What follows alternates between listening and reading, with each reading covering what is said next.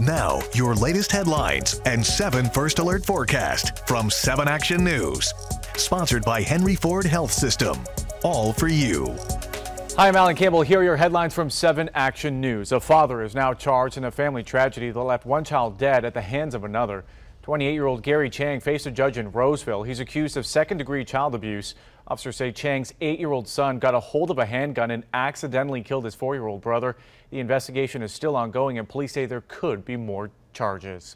General Motors is trying to soften the blow of job losses at 5 plants it's expected to close next year. The automaker says roughly 2,800 hourly workers here in the U.S. will be impacted, and it has 2,700 openings at 7 U.S. plants. We're told 1,100 have already volunteered to transfer, and about the same number are eligible for retirement. GM plans to help out 8,000 affected white-collar workers find another job. Investigators are trying to figure out what caused a plane crash at Willow Run Airport. The airport says the owner of an experimental aircraft was conducting a test run when the plane unexpectedly went airborne, then plummeted to the ground. The pilot was rushed to the hospital. No word yet on his condition. He was the only person on board.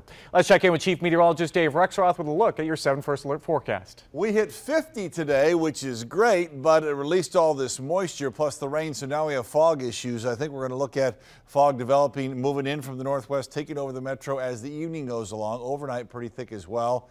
And it looks like tomorrow morning, not only will there be fog to start our day on Saturday, lasting the longest on the north side, there could be issues with the temperatures too. So take a peek now. Overnight lows probably below the freezing mark in a lot of spots, especially to the north and west of Detroit. So not only the fog to deal with, but maybe some slippery roads in the morning with freezing fog around to get your Saturday started. Eventually, though, we get back to the low to mid 40s with 43 both days, Saturday and Sunday. Sunday overall is the better day.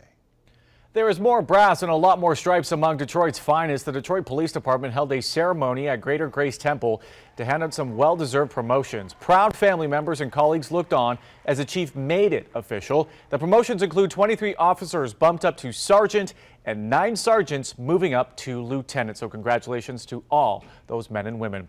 Well, those are your 7 Action News headlines. We have those stories and much more on our website, WXYZ.com, and our 7 app. Have a great night.